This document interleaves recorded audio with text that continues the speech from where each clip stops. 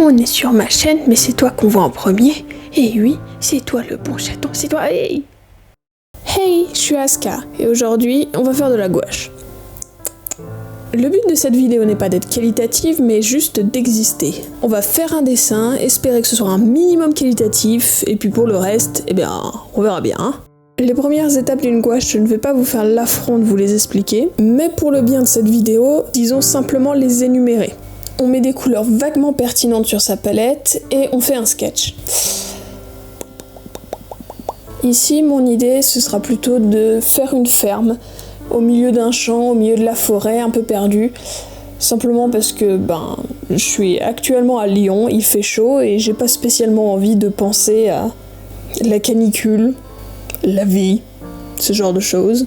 Ça me permettra également de travailler mes paysages, étant donné que beaucoup de mes devoirs de vacances sont sur les paysages. Donc, voilà. Ensuite, on passe à mon étape préférée, c'est l'étape du blob. L'étape du blob, c'est ce que tu faisais quand t'avais 5 ans, que t'avais pas... Disons que ta maman était fière de toi. Et c'est à ce moment-là qu'on détermine exactement quelles vont être les couleurs de notre dessin. Je dis pas toutes les couleurs, je dis pas exactement, mais du moins, on a une vague idée de ce qu'on est en train de faire.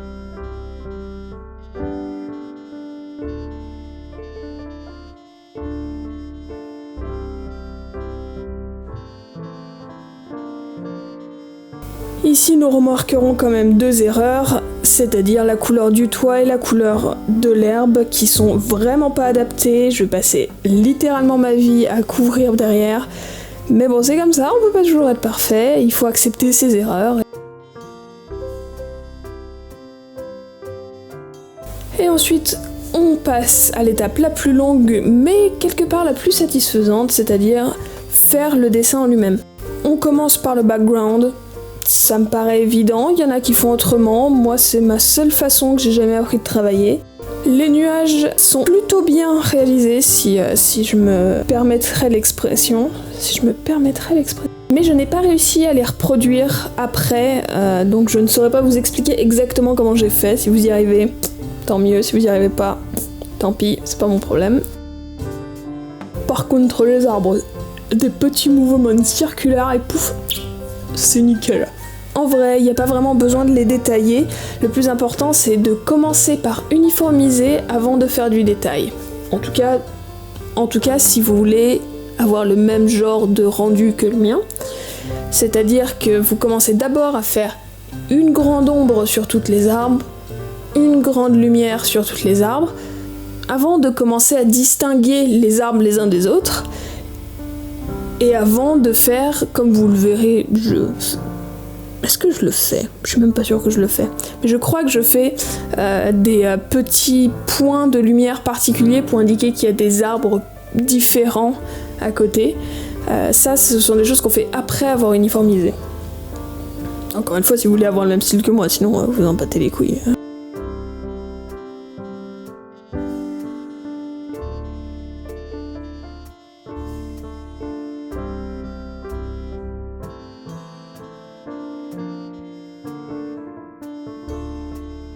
Ici, c'est une étape très importante, il faut toujours avoir des images de référence. L'image de référence, c'est pas exactement ce que vous voulez faire, c'est pas exactement ce que vous voulez peindre, c'est pas exactement, mais c'est proche.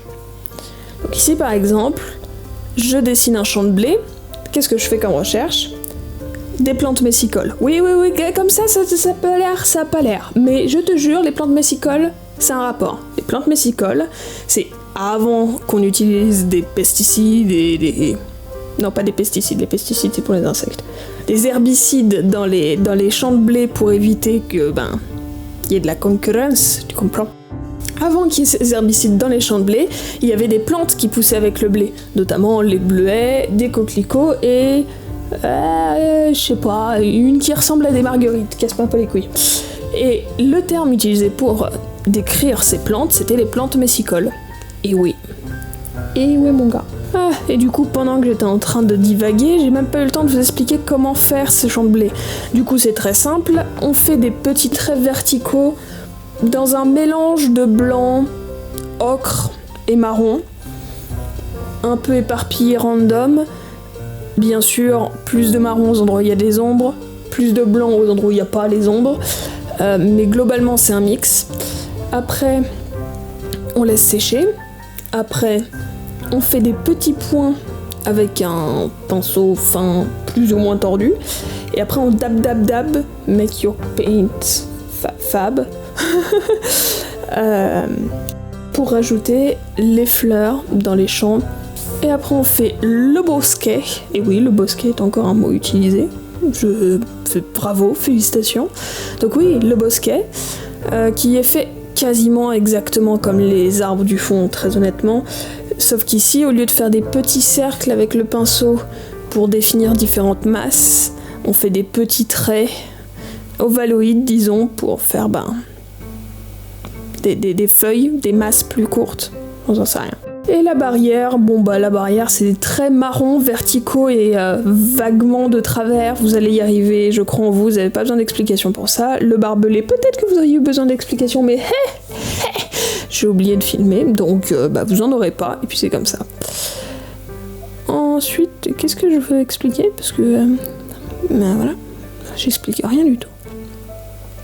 Ensuite, j'utilise une règle trempée dans la peinture de manière assez random pour faire des guides pour que mon toit se finisse pas de traviole, parce que évidemment quand on fait des détails et au bout d'un moment on voit plus le dessin en entier et du coup forcément on finit pas droit. Du coup je fais des lignes parallèles dès le départ, comme ça je suis sûre que ça va pas tout partir de traviole.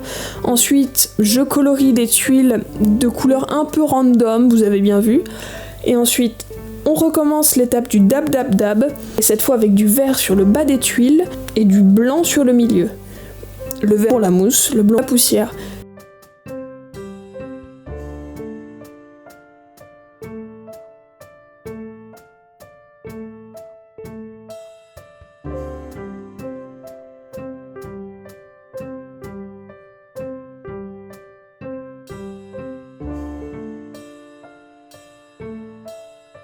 Ensuite, petit instant procrastination, où en réalité je mets un point de peinture à l'arrière de chacun de mes tubes, parce qu'en fait il n'y avait pas la couleur sur l'arrière des tubes et c'était très chiant, parce que évidemment ils restent pas tout droit, c'est des tubes, ça roule, et du coup j'ai eu mes swatchs de peinture pour pouvoir continuer de manière efficace.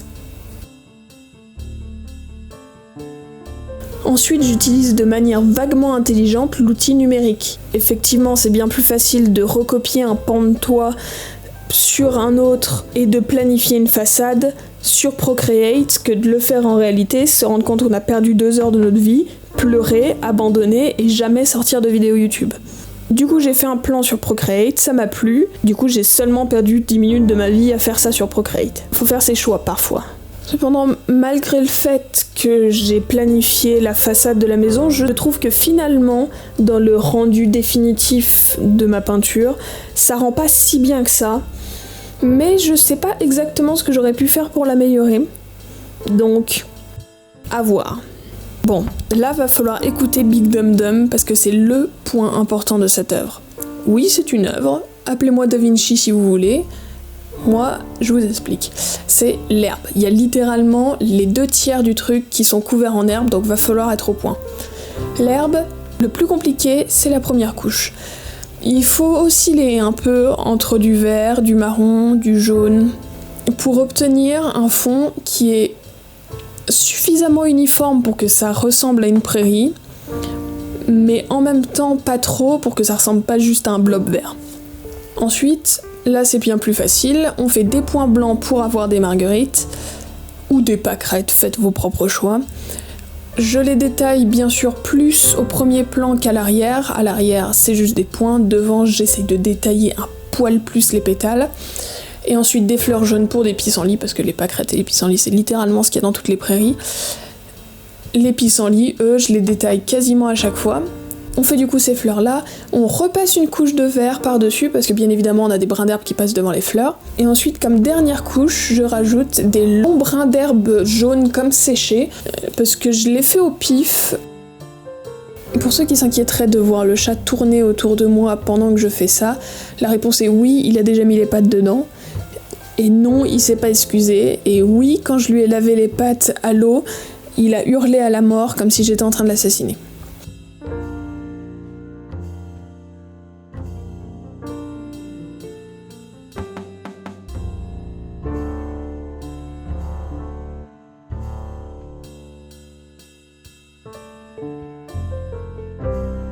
Ici, on va juste pas regarder ce que je suis en train de faire parce que c'est vraiment une honte.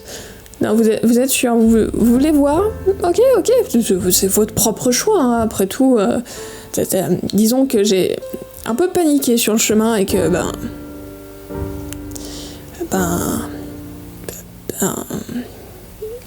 voilà quoi. Shame on you, parce que à la fin, ça ressemble un peu à quelque chose. Du coup, vous êtes un peu dégoûté, voilà. Par contre, je vous expliquerai pas, hein, j'en sais rien, je sais pas ce que j'ai fait, je sais pas comment j'ai fait, je sais pas quel est le processus qui m'a pris pour arriver, tu vois. Je peux vous expliquer comment faire de l'herbe, je peux pas vous expliquer comment faire un chemin, tu vois. Ici, on a des iris, bon, même processus que pour faire un pissenlit, mais finalement, tu rajoutes un peu plus de détails sur le dégradé de couleur. Tu mets du rouge au bout des pétales, tu mets du jaune à l'intérieur, des petits points marrons pour les graines. Et là, enfin, je me sors les doigts et je fais le deuxième toit. Ici, finalement, on peut voir les étapes bien plus dans l'ordre, vu que je complète tout en une seule fois.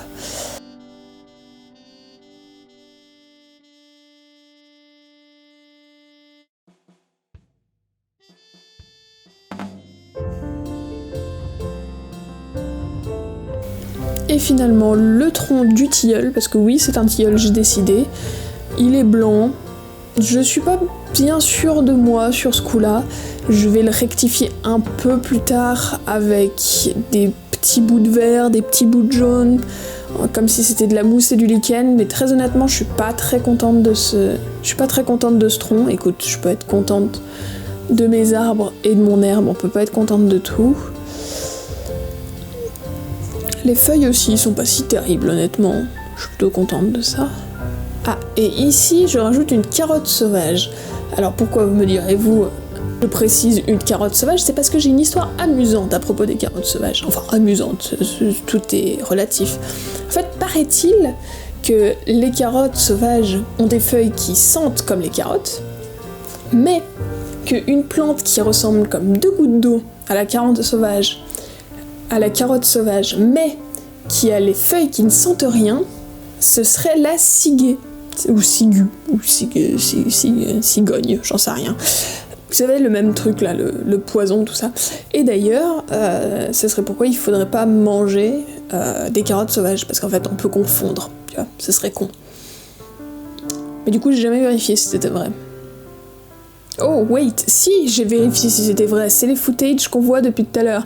Et la réponse est... j'ai pas vérifié si la plante que j'ai sentie était de la carotte sauvage ou de la ciguë.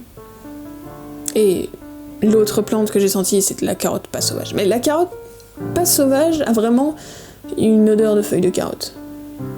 La potentielle ciguë, non, ça sentait rien du tout. Donc, conclusion est... peut-être que ça marche, mais si jamais vous vous empoisonnez et vous dites c'est parce que j'ai vu dans une vidéo YouTube une meuf qui m'a dit ouais ça marche, je dénierai. Voilà. Comme dans un déni complet et absolu. Et on arrive dans la dernière ligne droite de notre... Je sais pas pourquoi j'ai fait cette voix là. J'ai un instant de regret, du coup je vais peut-être arrêter. Bref, on arrive dans la dernière ligne droite de notre dessin. Les feuilles, honnêtement, c'était un peu du pifomètre. Et l'herbe, je vous ai déjà expliqué comment ça marche.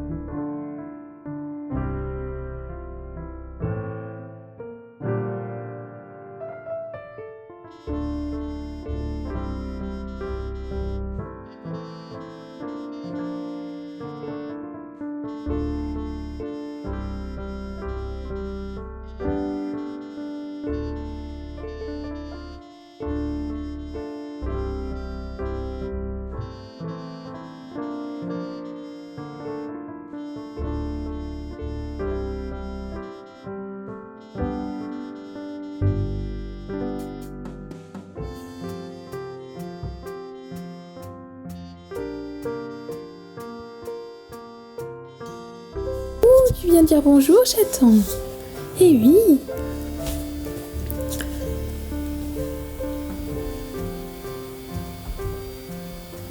Je signe enfin cette œuvre après avoir nettoyé tout le bordel. Et puis je vais procrastiner genre 2 semaines avant de me mettre au montage de cette vidéo. Voilà.